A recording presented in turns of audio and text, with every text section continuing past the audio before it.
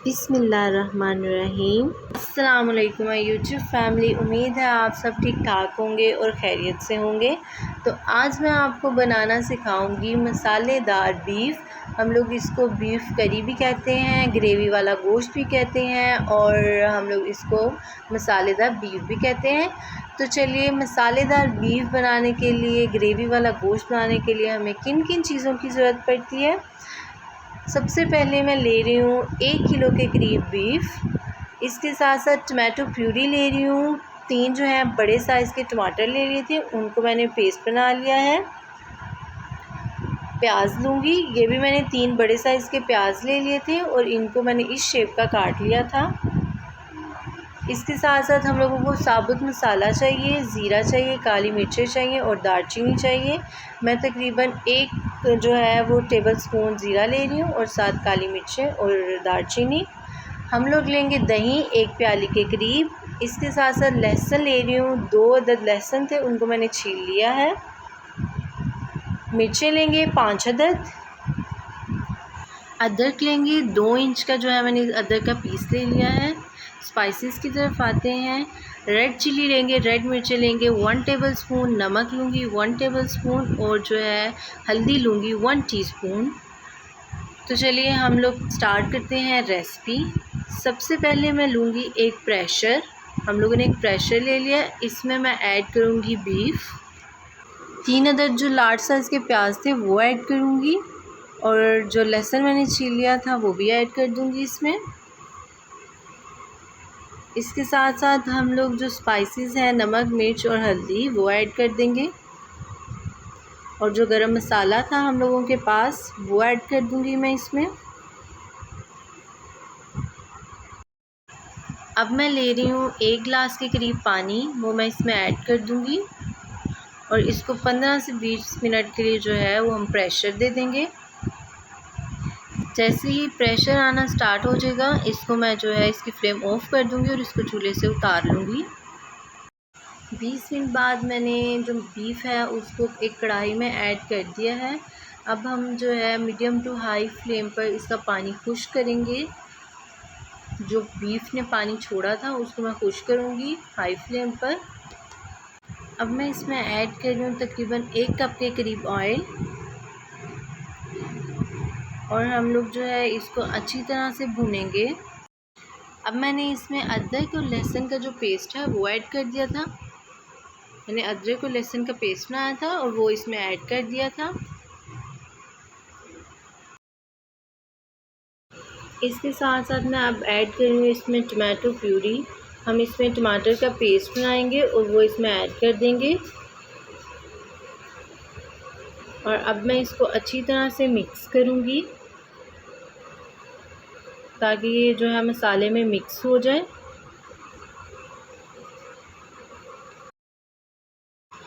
अब हम लोग मीडियम टू हाई फ्लेम पर जो है वो रख कर बीफ को तो भूनेंगे ताकि जो टमाटर का पानी है वो खुश्क हो जाए।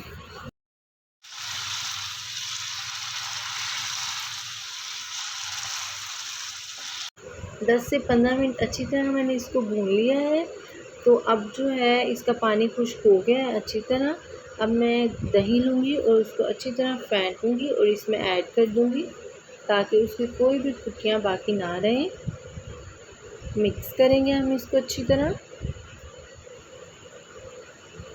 हम लोगों के टमाटर और दही जितना ज़्यादा होगा ये उतना ही मज़ेदार और फ्लफ़ी सी इसकी एक लुक आएगी।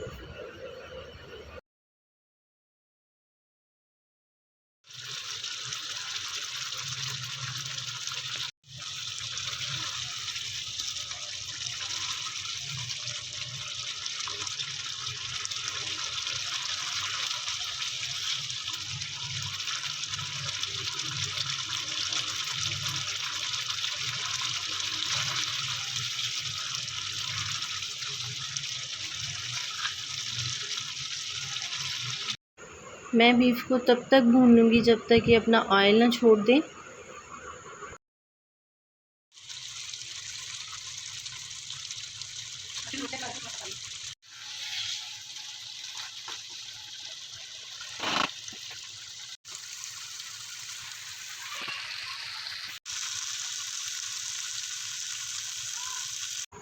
गोश्त ने जो है अपना ऑयल छोड़ दिया है और मैंने इसको तकरीबन 10 से 15 मिनट अच्छी तरह भून लिया है।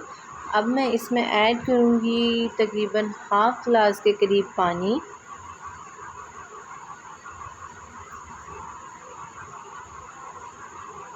मिक्स करेंगे इसको अच्छी तरह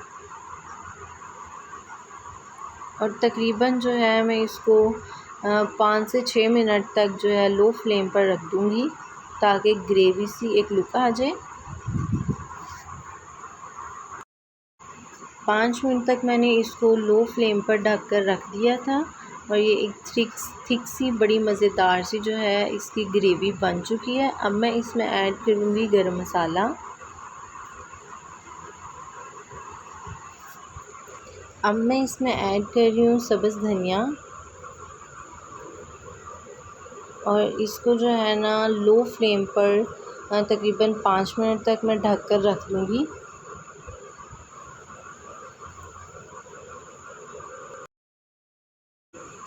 पाँच मिनट लो फ्लेम पर रखने के बाद हम लोगों का ग्रेवी वाला गोश्त मसालेदार बीफ जो है उसकी लुक बहुत मज़ेदार आई है। तो ये ग्रेवी बहुत थिक सी है, मैं आपको दिखाती हूँ। तो देखें कितनी थिक सी ग्रेवी है। अब हम लोग इसको डिश आउट करेंगे और सर्व करेंगे।